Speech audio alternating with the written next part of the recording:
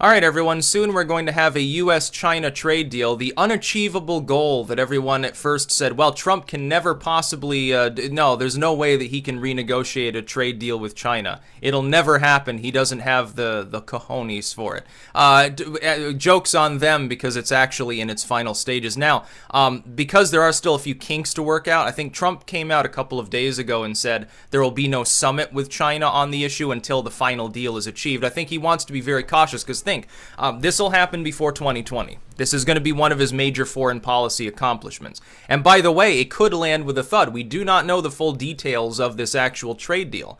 It could be that it comes out, it gets torn apart, alienates his own core fan base, and basically loses him the election. If it lands with too much of a thud, I expect it'll be better than the trade deal that we had before. To a mild extent. There will be some concessions we've made. China will have made more concessions because they are the exporter economy. They're at a disadvantage in negotiation. We can buy cheap shit from India. We can buy cheap things from Pakistan. We can buy cheap things from Vietnam and Thailand and the Philippines and half of Asia. We can buy them from Africa. We can buy them in Latin America. We can buy them from parts of Eastern Europe. It's very easy when you're the importer to choose where you're importing from, because the market will still exist.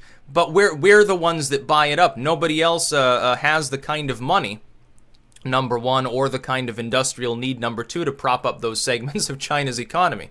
So to China, it makes more sense if they can get away with just shaving a few hairs off a tariff here and there, eliminating a few others, and giving some concessions, as opposed to getting into an economic war that will cause them a depression, when their economy is also based on a lot of foreign investment, and that would dry up really fast. They're the ones that are at a loss in the negotiations. But that doesn't mean that Trump is going to curb stomp them, because on the flip side, you've got to understand the complicated nature of U.S. and China. While we're competitors, we're also great business partners. And so the United States does not ultimately want China weak and you know, sliding backwards and falling into disarray, because it's simply easier to deal with the people you've been dealing with for 30 fucking years on a lot of this trade than to try to switch to somebody else who has to rev up their industry and as well potentially disturb the rather delicate balance of power in Asia. And so to the U.S., it's like, you know, you don't want to harm one of your biggest trading partners. That's the other part. That's the other advantage that Trump has here, is that the U.S. Is China's, by far, their largest trading partner. China's not ours. China's a distant number two. Mexico is number one. And China's not even that far. I think Japan is number three, if I remember correctly, and not far behind. By the way, Japan, the number two debt holder after China, foreign-held debt, which is also another thing.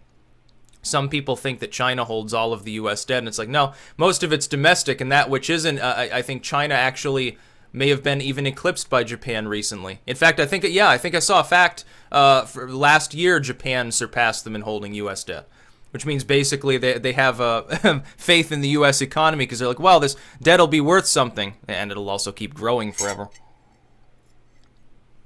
Basically like having stock in the United States when you really think about it.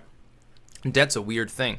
But no, I expect that it'll be a decent trade deal. And if it's a really good one, like if he's managed to gain any considerable concessions, especially anything that affects the Rust Belt or U.S. agriculture, he gets major kudos for that. That could really put the screws to the Democrats if that happens, because one of Biden's unique capabilities, if he becomes the nominee, which is still a better than 50-50 chance at the current trajectory. With Joe Biden, the Rust Belt and the Corn Belt sort of regions, those are where he's more of a power player. He has that sort of political strategy in mind. It's not the same as some of these leftist campaigns that are really based on mass turnout in California and New York City or something like that. Like even Clinton's campaign had that problem.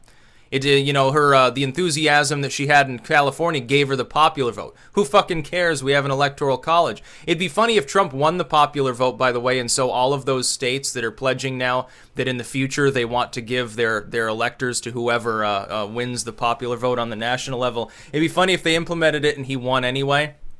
Ends up with 400 electoral points or something. And it's mostly blue states signing on to that.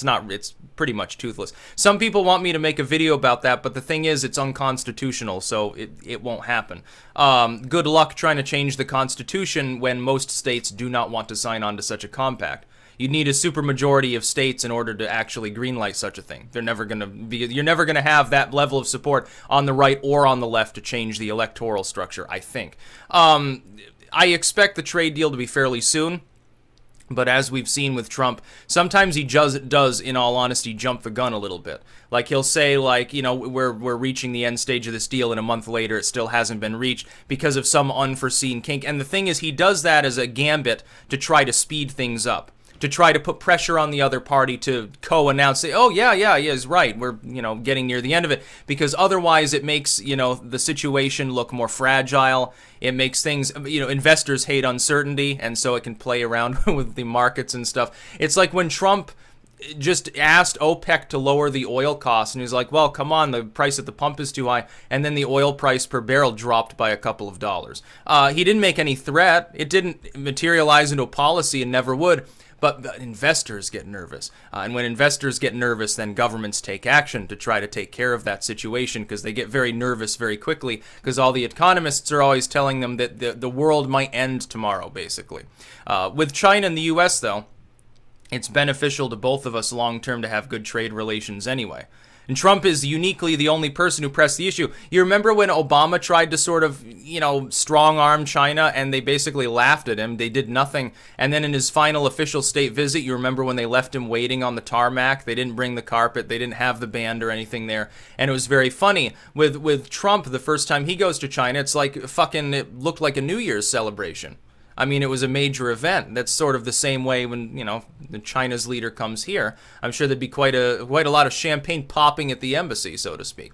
They appear to have decent relations, and that's because Trump's particular boardroom cutthroat style is more like an East Asian dictator, really, than it is maybe the Western European style approach of the typical American politician. And since that's the main problem in the world that we have to deal with strategically in diplomacy and in trade, yeah, of course, we need our own strong-arm sort of leader. Of course, we can't have a dictator in the United States, thankfully. It's concerning to me that there are some people who are like, well, just extend Trump's power more and, you know, sort of muzzle the legislature. No matter how bad the obstruction is, ineffectual obstruction is better than the alternative. You don't want to create an empire and lose a republic in the process. That's about all. Peace out.